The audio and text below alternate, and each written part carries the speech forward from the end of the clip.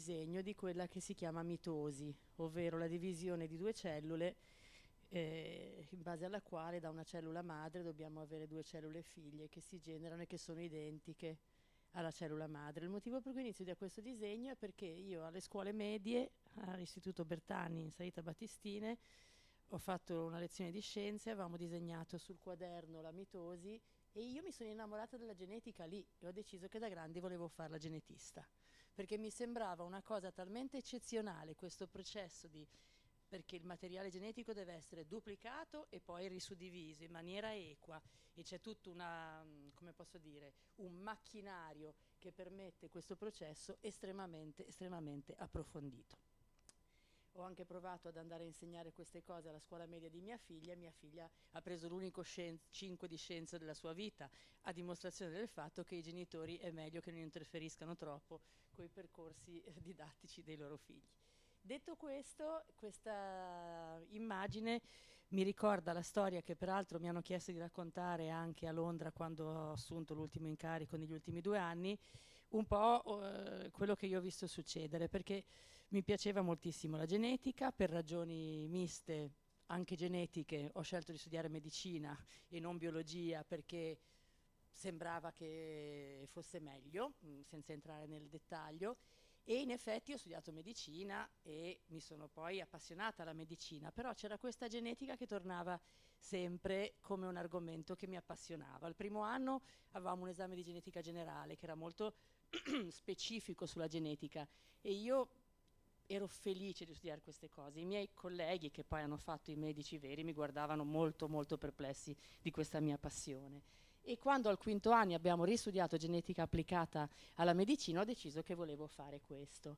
E in effetti era una posizione un po' da difendere, perché i colleghi con cui sono ancora in contatto adesso, gastroenterologi, chirurghi, internisti, mi dicevano: ma perché vuoi fare una disciplina così settoriale, di nicchia, dove ti occuperai di pochissime malattie e soprattutto per quei pochi malati non potrai fare praticamente nulla? E devo dire che negli anni ho avuto un po' di rivincita, perché la genetica ormai è trasversale a tantissimi settori della medicina e quasi tutti quegli amici e colleghi ogni tanto mi chiamano per dire: scusa un po', ma non ho capito, questo test come va interpretato? In questo caso va fatta o no questa indagine? Quindi diciamo che oggi vi racconto anche un po' una piccola, come posso dire, soddisfazione personale di aver scelto un settore che effettivamente si è mosso poi molto velocemente. Non è l'unico della medicina, ma penso che la genetica sia andata a un passo molto veloce e oggi cercherò di raccontarvi perché. Qual è il primo motivo di crisi? Che quando io dico a voi, ma anche ai colleghi, che io mi occupo, cosa fai il medico? Che specialità? Le persone si aspettano specialità tradizionali, genetista, e lì scende il silenzio. Quasi nessuno sa che cosa fanno i medici specialisti in genetica. E allora un collega anni fa scrisse una sorta di disclaimer di quello che non fa il genetista clinico. Tendenzialmente noi medici specialisti in genetica, soprattutto chi di noi si è specializzato nella parte clinica, non lavoriamo in laboratorio, che sarebbe una cosa bellissima, affascinante e forse quello che volevo fare in origine, ma non è poi il cuore della nostra attività. Né facciamo ricerca nel senso di ricerca di base. È ovvio che occupandoci di condizioni molto rare ci capita di far parte di collaborazioni internazionali, di pubblicare pubblicazioni scientifiche, ma non è un'attività al bancone di ricerca quella che connota la nostra professione, bensì è una forma di assistenza come un'altra, cioè io lavoro in una struttura dove io e altre colleghe, perché siamo tutte donne in genetica, ci sediamo in ambulatorio di fronte a dei pazienti che portano il sospetto o la conferma di una malattia genetica, che vogliono sapere se è quella giusta,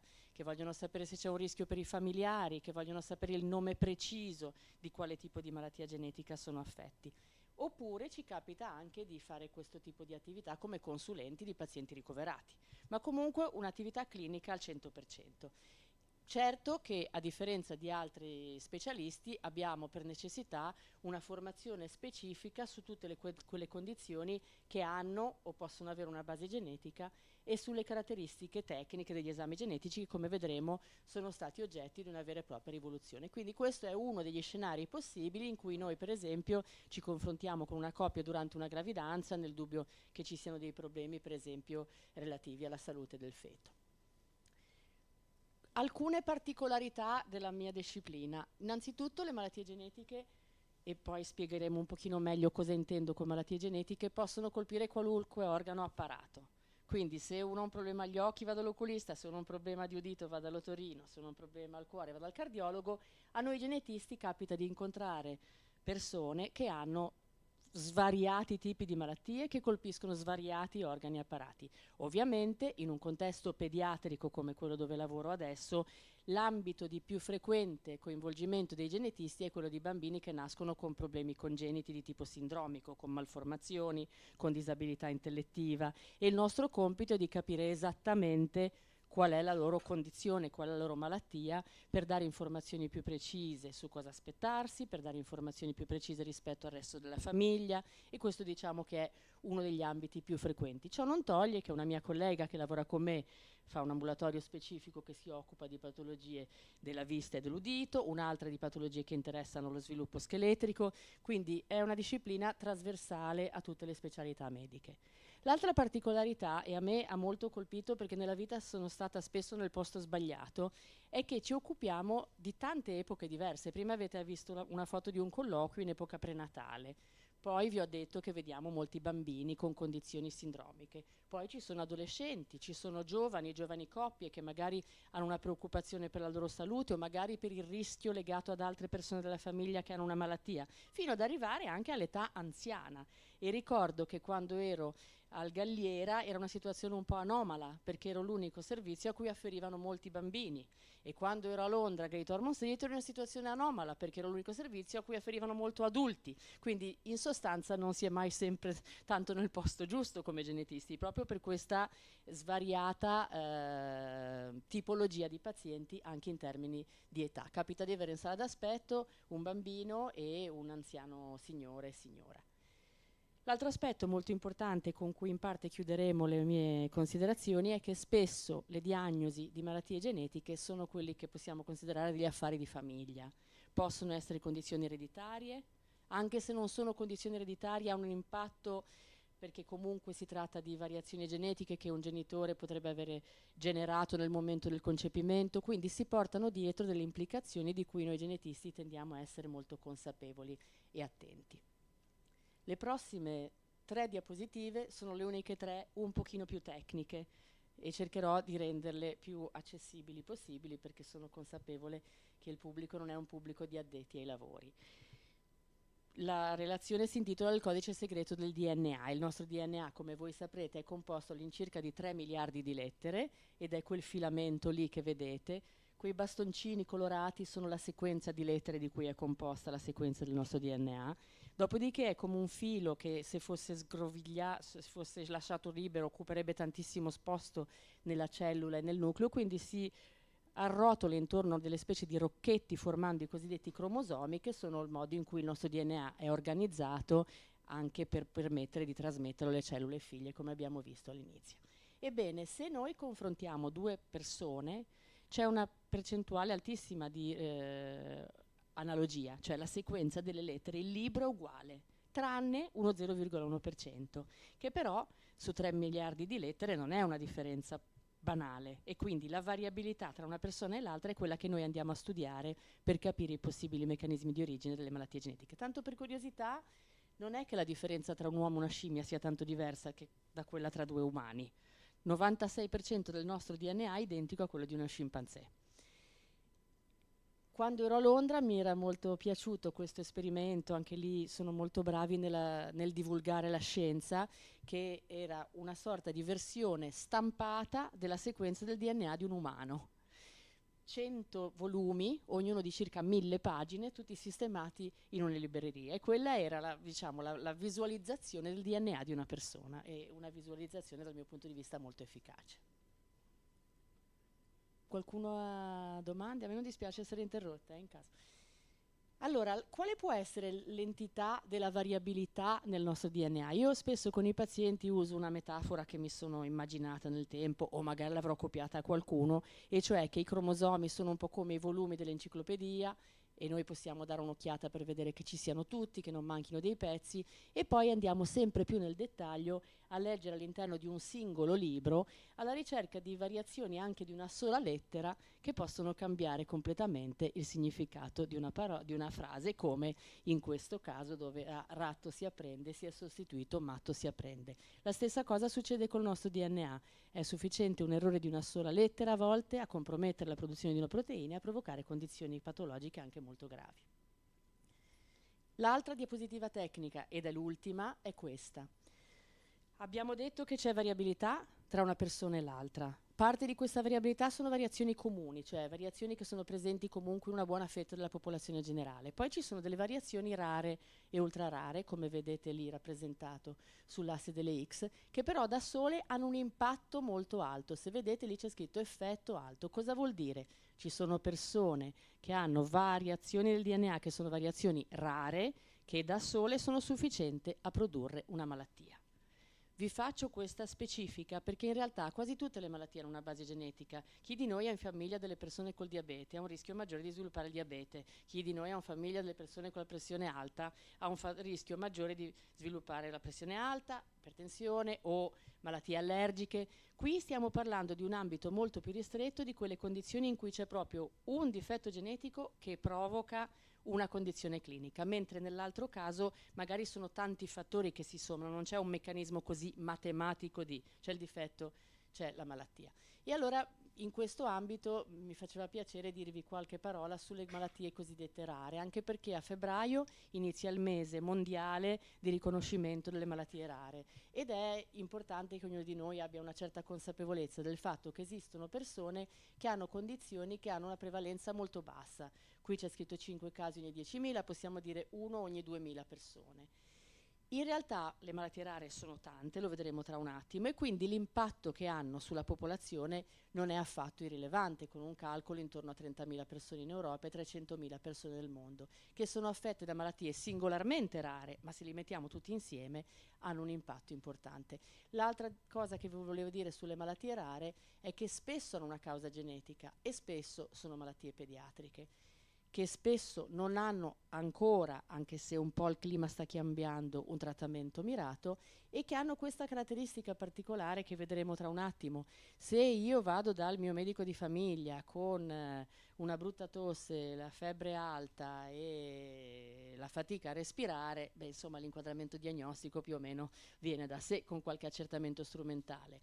Se un bambino arriva all'attenzione di un pediatra di libera scelta perché ha una conformazione particolare di una parte del viso, una piccola anomalia cardiaca e una piccola anomalia di una mano, che però prese insieme sono molto rare come combinazione, è molto difficile che venga riconosciuta una specifica patologia. Questo è un po' il mestiere del genetista clinico, avvalendosi anche dei test genetici. L'ultima cosa che vi dico sulle malattie rare è che l'Italia ha una risorsa molto significativa, che è una federazione nazionale di tutte le associazioni di pazienti con malattie rare, che si chiama Uniamo e che, come stiamo per entrare in un mese in cui Uniamo fa un grandissimo lavoro di divulgazione, oltre a sedere sui tavoli ministeriali, e si occupa proprio di queste condizioni. Questa è una delle tante rappresentazioni del viaggio di un paziente con malattia rara. Vedete, primi sintomi, visita dal primo medico, ricerca su internet, uno specialista, non fa la diagnosi oppure la fa sbagliata, un altro specialista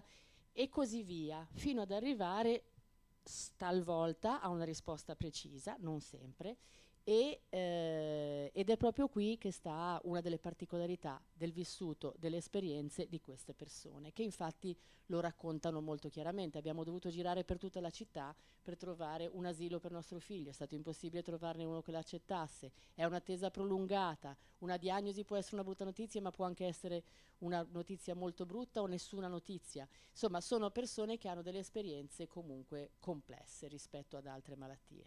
Si è di nuovo incartato. Guardi un po' se riesce a sbloccarmelo, o mi sono allontanata troppo. Ecco. Allora, qui nasce un pochino il ragionamento che volevo fare con voi. Quando io ho iniziato a occuparmi di questa disciplina, io mi sono specializzata nel 99, avevamo a disposizione degli strumenti abbastanza rudimentali di analisi del DNA di una persona. Potevamo dare un'occhiata ai volumi, quello che si chiamava il cariotipo, l'esame cromosomico, o potevamo, se avevamo un sospetto molto specifico e in una piccolissima proporzione di malattie andare a leggere lettera per lettera quel capitolo che pensavamo potesse essere coinvolto.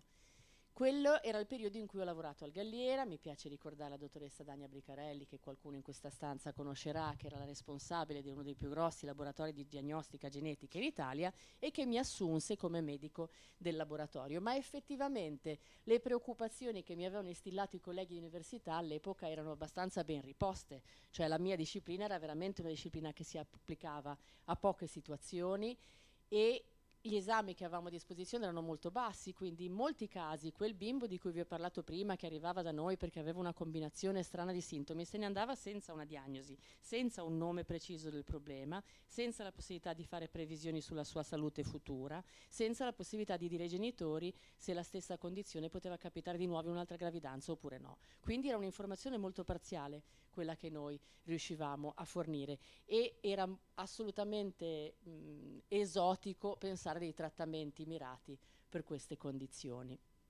Nonostante questo, già allora si facevano delle cose interessanti e utili per le famiglie. Vi ho portato solo un paio di esempi di malattie, quelle di cui mi sono occupata, diciamo, con più soddisfazione nei 2 momenti più importanti della mia carriera, e questa è la malattia su cui ho fatto la tesi. Esiste una forma di disabilità intellettiva che è ereditaria, a differenza della sindrome di Down, che è la forma di disabilità intellettiva più frequente, ma che capita nel momento in cui un bambino viene concepito, non è trasmessa dai genitori. Invece in questo caso le mamme sono portatrici sane, i bambini sono affetti. E quando io ho iniziato a lavorare in questo ambito era l'epoca in cui abbiamo iniziato a capire come discriminare, per esempio, il rischio per una sorella sana di 2 soggetti di sesso maschile affetti e a dire a lei se era anche lei a rischio in quanto portatrice sana oppure no. E vi garantisco che nell'esperienza, questo è ovviamente un nome di fantasia, di una persona come Giulia, che ha una mamma portatrice sana e 2 fratelli affetti, sapere di non essere portatrice sana della malattia e di poter avere una vita riproduttiva del tutto normale è una notizia che rimane molto molto importante e molto significativa. Mi serve l'esempio dell'X fragile per fare ancora 2 cenni. Spesso la diagnosi per le famiglie è un modo per sentirsi meno soli, sapere esattamente qual è la condizione, anche se non è che poi noi abbiamo un trattamento che rivoluziona la prognosi o il futuro del bambino o della bambina, o dell'adulto, però è un modo per sentirsi parte, grazie anche al lavoro meraviglioso che fanno le associazioni di persone con questa condizione. L'Associazione Italiana Sindrome dell'X fragile, con la quale io avevo rapporti molto stretti prima di andare in Inghilterra, adesso vorrei riprenderli, è proprio uno dei tanti esempi di creare un'atmosfera di condivisione, condividere la propria esperienza in modo che nessuno si senta solo nel suo vissuto. L'altra cosa che mi faceva piacere citare nella diapositiva successiva è che qualcuno di voi magari avrà sentito parlare di medicina di genere. Sta emergendo la sensibilità al tema che certe malattie si esprimono in modo diverso nelle donne e negli uomini, in certi casi un sintomo in una donna può essere sottovalutato, certi trattamenti sono più adatti a un uomo o una donna. Beh, anche in genetica esiste un punto importante, perché le mamme portatrici sane hanno un vissuto particolare, a volte possono avere lievi segni della stessa condizione e quindi sono sicuramente, diciamo, potenzialmente oggetto di cure dedicate. E su questo la Federazione Uniamo ha fatto un bellissimo lavoro nazionale sul rapporto tra donne e malattie rare, che comprende anche la riconosciuta evidenza che il ruolo di caregiver, cioè chi si occupa della persona con una malattia rara in famiglia, ricade molto più spesso sulle donne, con tutte le conseguenze che potete bene immaginare. Finisce diciamo, il periodo che a raccontarlo adesso sembra un po' l'età della pietra, con quella che nel mio settore è stata chiamata la rivoluzione genomica, e ci avviamo quindi alla seconda parte della mia presentazione, che sarà un po' più breve della prima. La rivoluzione genomica ha una origine tecnica. Qualcuno di voi avrà sentito parlare del progetto Genoma Umano. A un certo punto qualcuno si è messo in mente, gli americani in particolare, che era necessario sequenziare l'intero DNA, quelle 3 miliardi di lettere. Prima non sapevamo quale fosse la sequenza, diciamo, standard del DNA. E con un consorzio durato 13 anni, costato $3 milioni, si è arrivati a produrre quella che viene cosiddetta un genoma di riferimento, una sequenza standard. Un umano standard medio ha questa sequenza di lettere. Beh, oggi, anzi neanche, perché questa diapositiva è del 2022, con una circa $1.000 e in 24 ore tecnicamente è possibile produrre la stessa informazione che si è prodotta in 13 anni con $3 milioni. E quel crollo dei costi che vedete lì a metà strada non è altro che una nuova tecnologia. Cioè prima forse c'era scritto, quando vi ho fatto vedere i primi test, che sequenziavamo il DNA con una metodica che si chiama Sanger, geniale ma molto poco efficace. Adesso esiste un'altra metodica che si chiama di sequenziamento di nuova generazione, che in pratica ci permette di produrre il dato molto più velocemente. Poi bisogna analizzarlo, e questo è un tema delicato, però la produzione del dato della sequenza è cambiata completamente, e questo ha portato una svolta che è quella che io colloco un pochino nel mio periodo londinese, nel senso che si sono aggiunte applicazioni sempre più avanzate di medicina di precisione, la cosiddetta oncogenetica, farmacogenomica, e lo vedremo. Il nostro ruolo come genetisti clinici è diventato anche quello di aiutare gli altri specialisti a stare al passo con questa evoluzione delle tecnologie, e anche il pubblico, come stiamo facendo oggi, perché un minimo di percezione di quello che sta succedendo è importante averla. Gli accertamenti genetici sono diventati molto più rapidi, molto più sensibili, anche se a volte vediamo di più di quello che siamo in grado di interpretare. È aumentata la proporzione di pazienti che vengono diagnosticati, ed è aumentato l'impatto, perché quando io faccio una diagnosi spesso so meglio cosa aspettarmi, e in alcune condizioni che stanno aumentando di numero sono emerse anche delle possibilità di terapie che, come vi dicevo prima, fino a pochi anni fa ci sarebbero parse veramente difficili. Quindi il principio generale della medicina di precisione è quella di partire da un gruppo di utenti, di pazienti che sembrano identici, e grazie alla loro caratterizzazione genetica suddividerli in persone molto diverse tra di loro, come vedete nell'immagine, che quindi possono avere risposta diversa a trattamenti. Cos'è successo nel mio settore? Ho cerchiato in bianco nell'odissea diagnostica: se il test genetico performa meglio, l'odissea diagnostica si accorcia. Non solo, ma oggi al Gaslini, in altre strutture italiane, nell'ambito internazionale, un bambino che nasce con una condizione molto grave che fa pensare a una malattia genetica può fare un test genetico con una risposta in 2-3 settimane, cosa che poteva richiedere mesi fino a pochi anni fa, e che può a volte cambiare in maniera drastica la prognosi. Pensiamo alle malattie cosiddette metaboliche, in cui magari modificando la dieta o intervenendo con dei farmaci noi possiamo avere un effetto completamente diverso sulla salute del bambino. E poi c'è tutto l'ambito dei trattamenti, malattie come l'atrofia muscolare spinale, la distrofia di Duchenne, alcune forme di patologie oculari, alcune forme neurodegenerative. La lista di condizioni per i quali esistono dei trattamenti è in continuo aumento. Sono trattamenti a volte sperimentali, sono trattamenti estremamente onerosi, è un argomento molto complesso, ma su questo non mi posso soffermare. Mi avvio alle ultime poche diapositive per farvi, come ho promesso prima, un breve cenno a una condizione di cui mi sono occupata molto in Inghilterra, che è una forma ereditaria di predisposizione a tumori. Cioè, la maggior parte dei tumori capitano per una serie di ragioni, diciamo, multifattoriali. In alcune famiglie, una piccola percentuale, è possibile che sia presente una forma di predisposizione ereditaria. Hanno dei pattern molto specifici. Magari qualcuno di voi potrebbe aver sentito parlare della storia di Angelina Jolie, che ha fatto la scelta di fare un test genetico e di andare incontro a una chirurgia profilattica per evitare di sviluppare tumore dell'ovaio o della mammella che erano capitati nella sua famiglia. Così come ci sono condizioni, quindi l'associazione tra tumore del seno e dell'ovaio, e l'altra associazione è tra tumore all'intestino, all'utero e di nuovo all'ovaio. Il tumore all'intestino è il tumore più frequente nella popolazione generale, non voglio seminare nessuna preoccupazione, ma è importante avere presente che ci sono situazioni in cui potremmo portare una predisposizione, ed è importante saperlo, perché con le colonscopie, con alcuni fattori farmacologici, in alcuni casi con degli interventi profilattici di natura chirurgica, è possibile sostanzialmente ridurre in maniera molto molto significativa il rischio di sviluppare un tumore.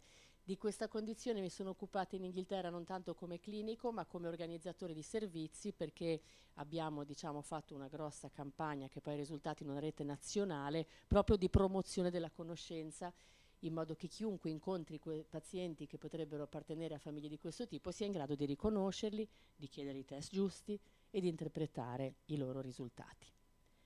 Le ultime due esempi che vi voglio fare con due parole, perché non sono il mio mestiere, ma sicuramente avrete sentito che ormai quando c'è una diagnosi di tumore, spesso di cancro, viene fatta un'analisi istologica e poi un esame genetico che permette di capire meglio il sottotipo di tumore, e molto spesso dal risultato di quell'analisi genetica dipende il trattamento del tumore, e credo di non poter essere smentita di dire se dico che questa è stata una delle più grosse rivoluzioni dell'oncologia, cioè la capacità di capire che quel paziente risponderà a questo trattamento, quel paziente a quest'altro e quel paziente a quest'altro.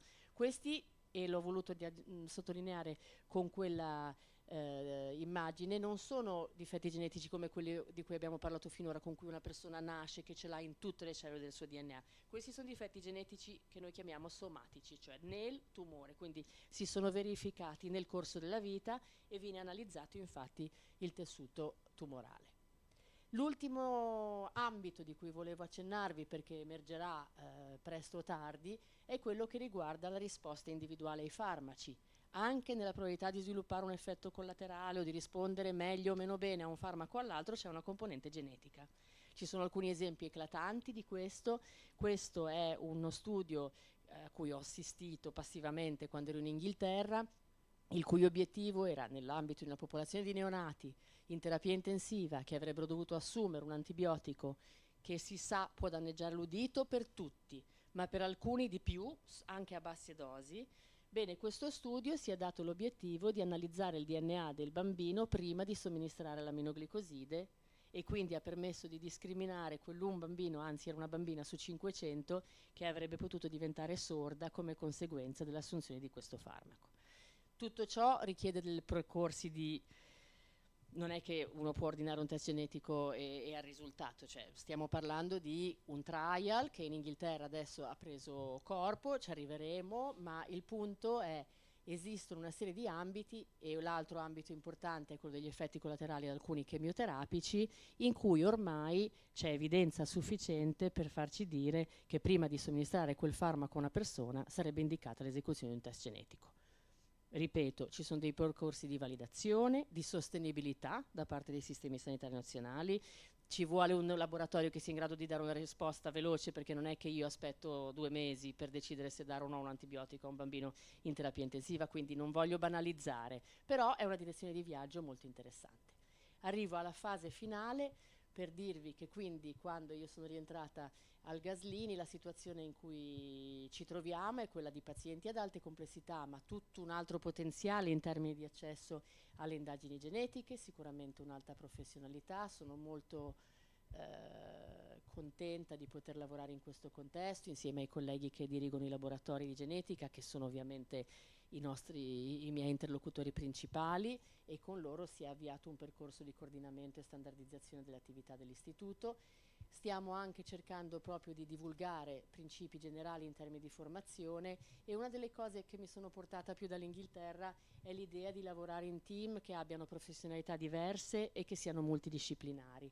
Quindi, per esempio, una delle cose che stiamo iniziando a fare come un piccolo progetto di ricerca organizzativa sono degli incontri multidisciplinari programmati con tutte le specialità, in cui il cardiologo, il pneumologo, l'endocrinologo che ha bisogno del genetista clinico come interfaccia col laboratorio possa trovare in noi un punto di contatto e di scambio, ed è un'occasione ovviamente di crescita reciproca. Così come abbiamo fatto un questionario chiedendo ai medici dell'ospedale che cosa vorreste sapere di più di genetica, loro ci hanno dato una serie di risposte. Adesso faremo un corso FAD proprio su questi temi, la genetica per i non genetisti. L'ultima due diapositive. Perché penso che essere qui oggi sia importante? Perché la genetica è un po' diversa dagli altri settori della medicina. Intanto trattiamo dati molto delicati, molto riservati, con implicazioni molto significative, anche a livello sociale. Vi basti pensare all'ipotesi che le assicurazioni accedano al risultato del test genetico di una persona e che su quella base decidano se assicurarla o meno, e non sto parlando di un'ipotesi teorica. Quindi esiste un tema di possibili disuguaglianze, esiste un tema di implicazioni culturali, sempre di più noi ci confrontiamo con utenti che arrivano da luoghi diversi, che hanno punti di vista diversi, e a volte, per esempio, la tematica che vi ponevo prima della donna portatrice sana in certe culture, in certe etnie è fortemente, gravemente discriminata, quindi avere la consapevolezza di questi aspetti è estremamente importante. E quindi è un ambito in cui, secondo me, ancora più che in altri, è bello ragionare, questa è l'ultima diapositiva, su, primo, la cosa più bella, il messaggio più importante che mi sono portata via dall'Inghilterra, cioè il cosiddetto co-design, cioè quando noi creiamo dei percorsi sanitari, immaginiamo dei nuovi servizi, bisogna coinvolgere gli utenti in prima persona, perché loro sanno di cosa hanno bisogno, di che cosa non hanno bisogno. E nell'ultimo periodo a Londra ho lavorato con un pannello di persone che non erano neanche affetti loro stessi da malattie rare, ma che si erano messi a disposizione sulla base delle loro esperienze più disparate, e che quando, per farvi un esempio, si è parlato di introdurre quel test farmacogenomico per dire tu sei a rischio di effetto collaterale, tu no, ci hanno dato un grosso aiuto, perché per esempio noi dicevamo, beh, però ci vuole un consenso informato, dettagliato, è un test genetico, e loro ci dicevano, bah, all'inglese, pragmatici, però ci dicevano, ma insomma, se sei lì, hai avuto una diagnosi di tumore, devi leggerti una cosa così di informazioni, alla fine dimmi che è un test per capire se avrò o no un effetto collaterale. Di nuovo, non voglio banalizzare, però ho imparato che il punto di vista degli utenti è molto importante. E l'altra cosa è questo concetto della cittadinanza scientifica, cioè di permettere di creare un humus culturale per cui tutti noi abbiamo qualche strumento in più e magari possiamo farci venire in mente di contribuire a qualche attività, a qualche pannello, a qualche idea di ricerca che serva a migliorare sempre di più le nostre prestazioni per utenti e pazienti che hanno avuto un vissuto molto particolare, perché comunque stiamo parlando di situazioni complesse e difficili per noi da interpretare, da assistere, e per chi le vive da vivere in prima persona. E con questo vi ringrazio per l'attenzione.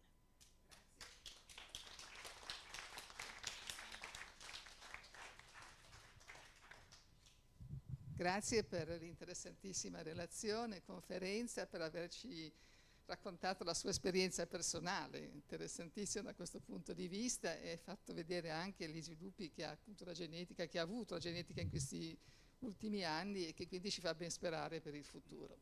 Quindi io direi, se ci sono domande, che possiamo farle, però volevo dire una cosa per coloro che sono, diciamo, collegati via YouTube: se c'è qualche domanda da parte di coloro collegati possono farla sulla chat e poi vediamo quindi di rispondere.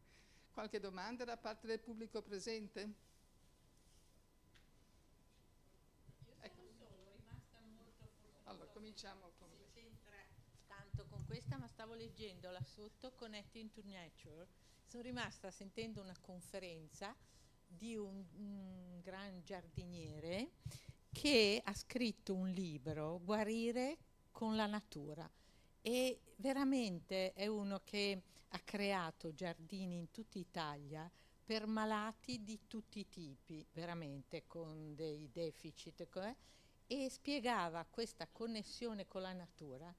Li faceva lavorare, curare delle piante, veramente, poi ha fatto tanti esempi, sono rimasta veramente affascinata perché non conoscevo questa possibilità di tutta questa connessione di persone malate con la natura. Mi ha veramente affascinato.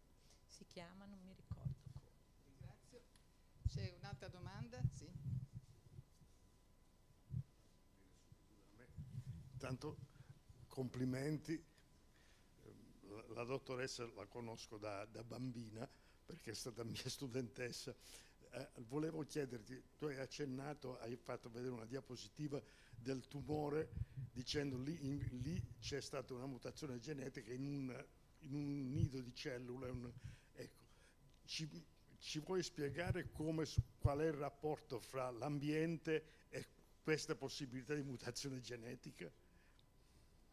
È una bella domanda, prof. Allora, diciamo che il nostro DNA è soggetto a mutazioni spontanee, cioè di suo varia. D'altronde, se pensate che noi dobbiamo copiare tutto questo armamentario di informazioni come una copisteria e trasmetterlo numerosissime volte alle cellule figlie, non è affatto strano pensare che ogni tanto in questo processo di trasmissione avvenga un errore.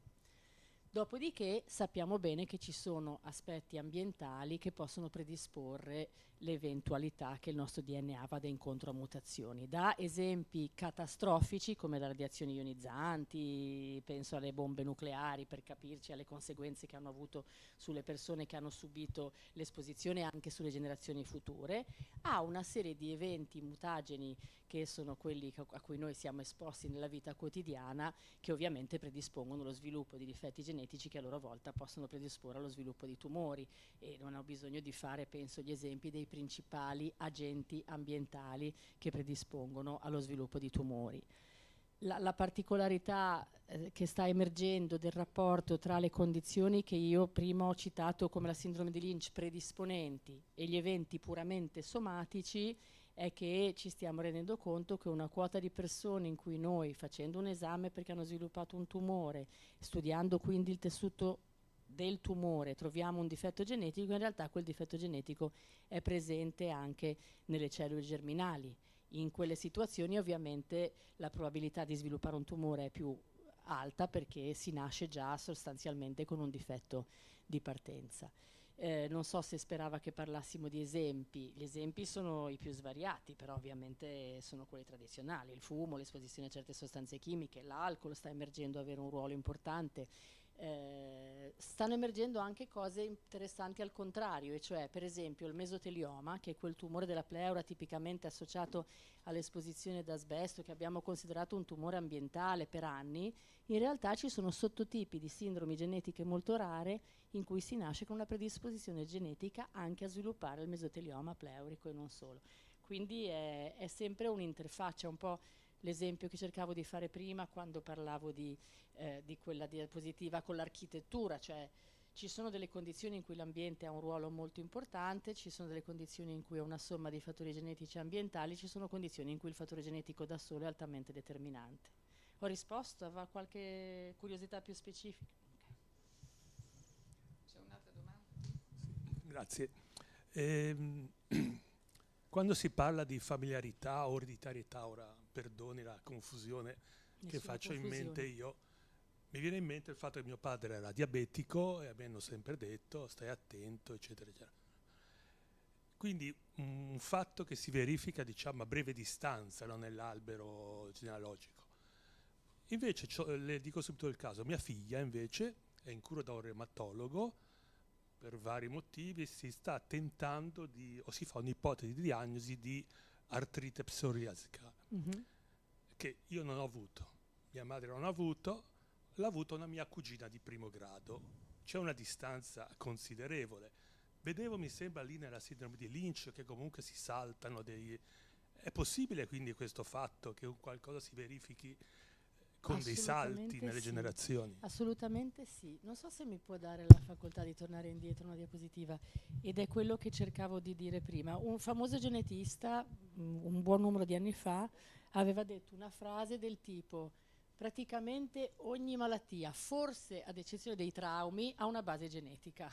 E con questo intendeva che quello che lei molto correttamente ha chiamato familiarità è un fenomeno comune. È un fenomeno comune per quelle malattie che noi oggi chiamiamo multifattoriali, cioè malattie in cui magari è presente un difetto genetico che da solo ha una frequenza intermedia tra bassa e comune, e se noi abbiamo magari 2 o 3 di queste variazioni genetiche in più nella vita, ci capitano alcuni fattori ambientali, è più probabile che sviluppiamo quella certa condizione. Quello è il modello che chiamiamo multifattoriale, che tra l'altro sempre più si sta provando a definire con cosiddetti fattori di rischio poligenici, in cui noi iniziamo ad analizzarle queste varianti, a dire tu hai quelle 3 varianti, sei più a rischio di questo, tu hai quelle 3 varianti, sei più a rischio di quello. Questo ambito, cioè in questo settore, la sua osservazione è perfettamente pertinente. Non è raro vedere che magari nella famiglia, con un legame di parentela non così preciso, ci sono altre persone che hanno sviluppato la stessa condizione. Però le applicazioni cliniche non esistono. Non è un quesito che lei porterebbe a un ambulatorio come il mio sulla base del quale noi faremo un test genetico. Non siamo ancora lì.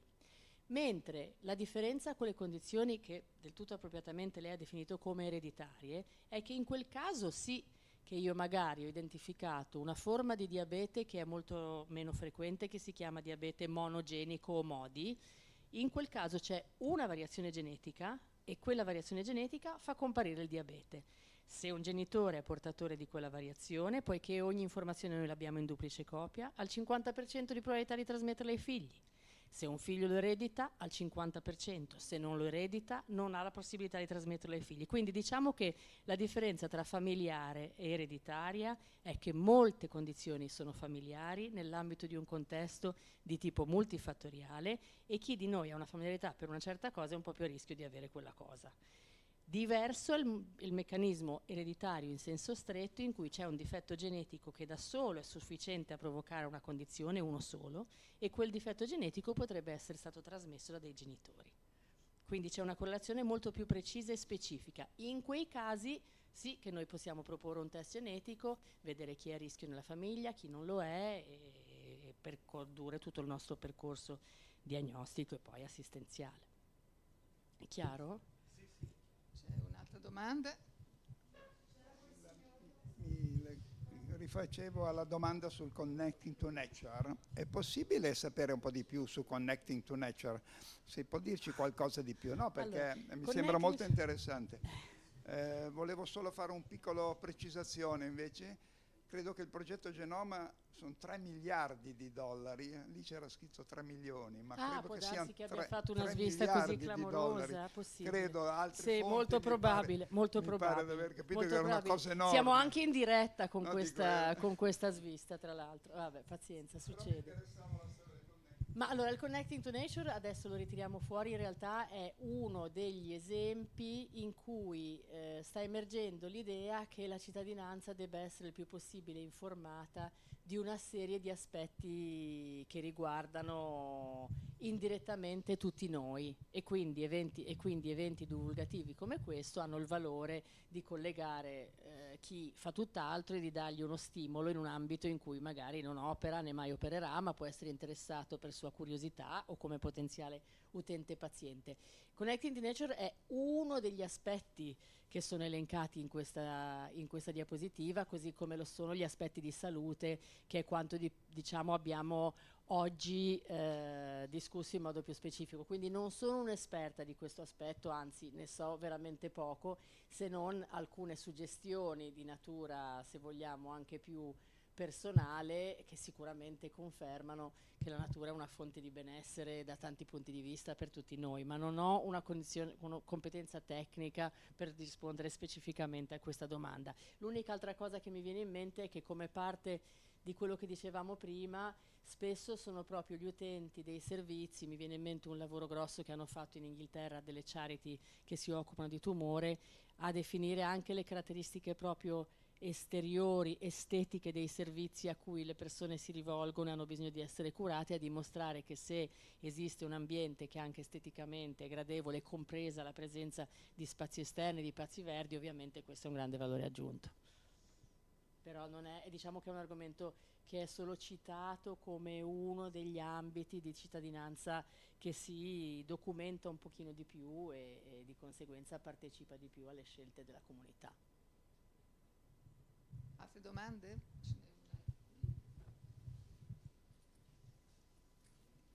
Tanto ti ringrazio per questa interessante conferenza che ha messo in evidenza appunto molti aspetti che riguardano soprattutto i pazienti più che i medici o quelli interessati allo studio di queste patologie. Una mia domanda è che allora, in questi ultimi decenni, dopo appunto la decodificazione, il sequenziamento del genoma umano, si sono fatti avanzamenti notevoli, no? E in questi ultimi anni, tu l'hai citato in una diapositiva, uno dei metodi che possibili da applicare è quello dell'editing genomico. Non lo so, cosa ne pensi? So che ci sono alcuni casi in cui si è tentato di applicare questo editing genomico e però, come hai scritto tu, questa categoria di manipolazione genetica rientra nelle ELSI, cioè Ethical, Legal and Social Certo. Implication. Quindi Certo. Beh, apriamo un capitolo che meriterebbe una conferenza a sé stante. Certamente è necessario che ai progressi tecnologici corrisponda una cornice di valutazione delle implicazioni di queste scelte. Per esempio, quando io ero in Inghilterra ho assistito a un dibattito molto, molto significativo su una possibile strategia di manipolazione che permette a donne portatrici di malattie mitocondriali, di cui non abbiamo parlato perché sono veramente molto specifiche, ma sostanzialmente sono una certezza di trasmissione, cioè una donna che è una portatrice di mutazione mitocondriale ha la certezza di trasmetterla alla prole.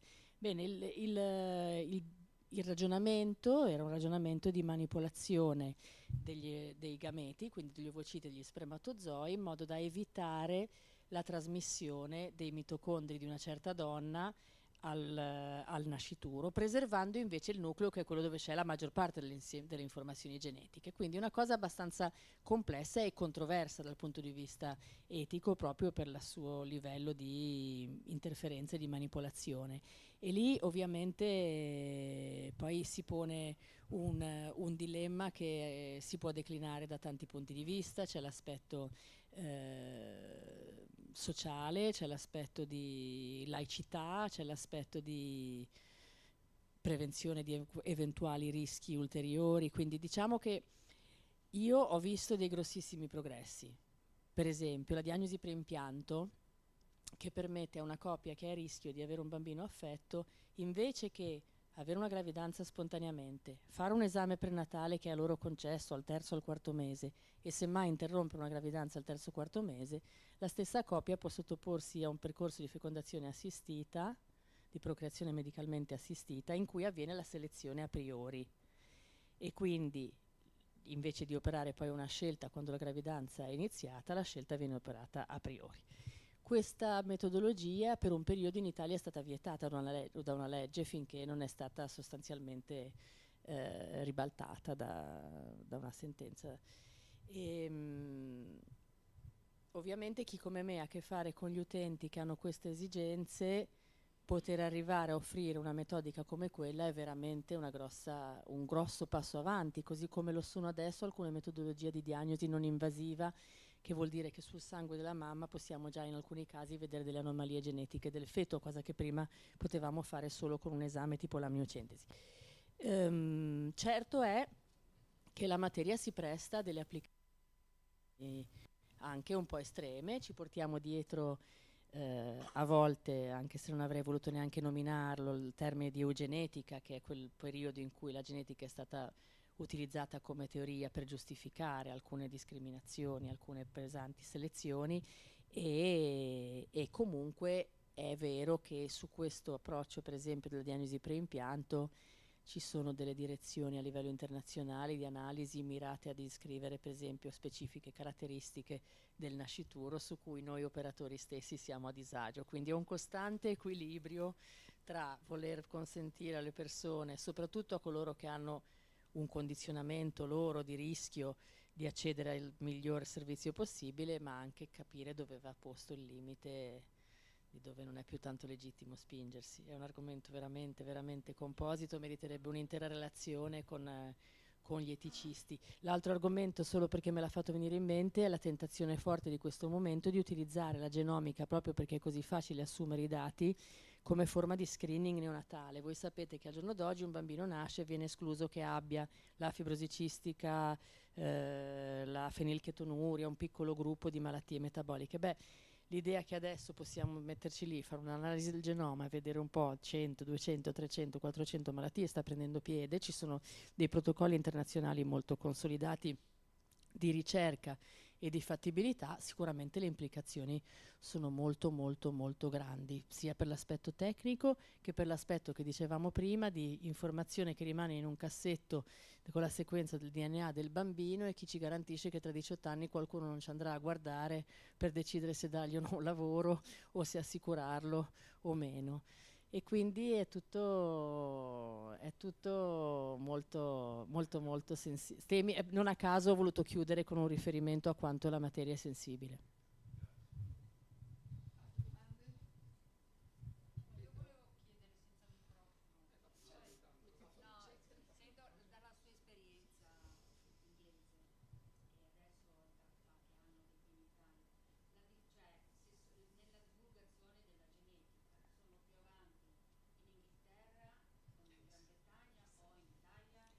In Inghilterra è successa una cosa molto particolare. Un primo ministro, David Cameron, ha avuto un figlio con una malattia rara su base genetica e quindi già nel 2001, io ricordo, ero ancora qui in Italia, di aver sentito il primo ministro in persona personalmente presentare un report parlamentare in cui si ponevano gli obiettivi di potenziare i servizi, di aumentare i laboratori, di migliorare la diagnosi, e su quella strada hanno continuato e devo dire che hanno fatto un lavoro importante, non senza pecche, nel cui dettaglio adesso non dobbiamo entrare.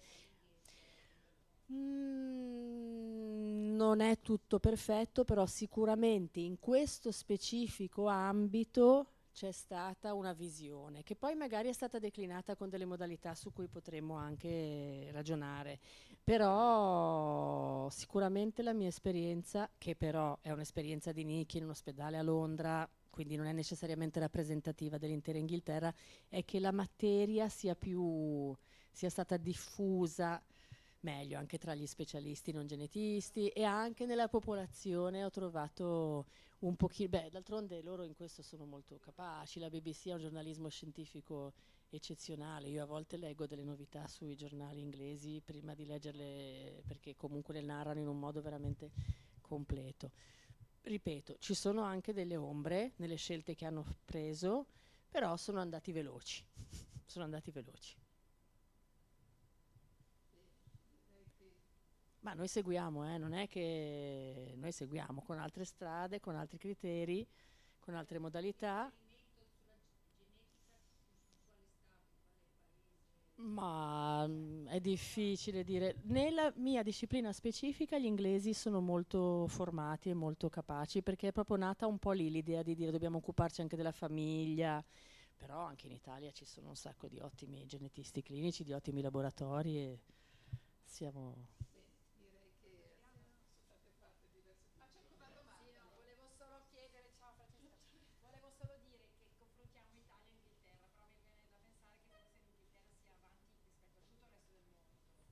Sì, sicuramente in questo settore.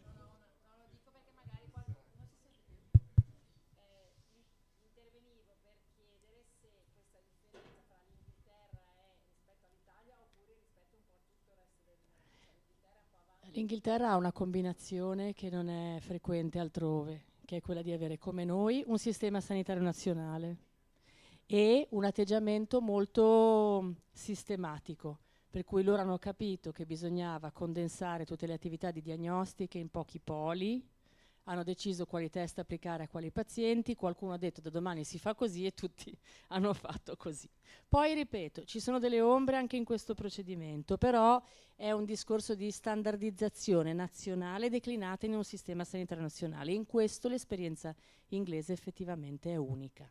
Poi ci sono altre eccellenze, magari più così composite.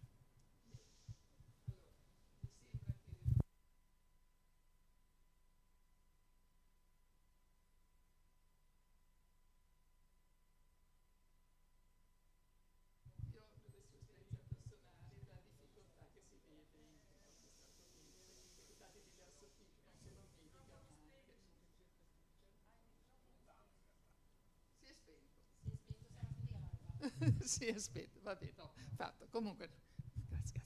Comunque, volevo solo ancora ringraziare e invito tutti voi a ancora. Grazie. E vi dico la prossima conferenza, adesso mi sentite, sì? Allora, la prossima conferenza se la trovo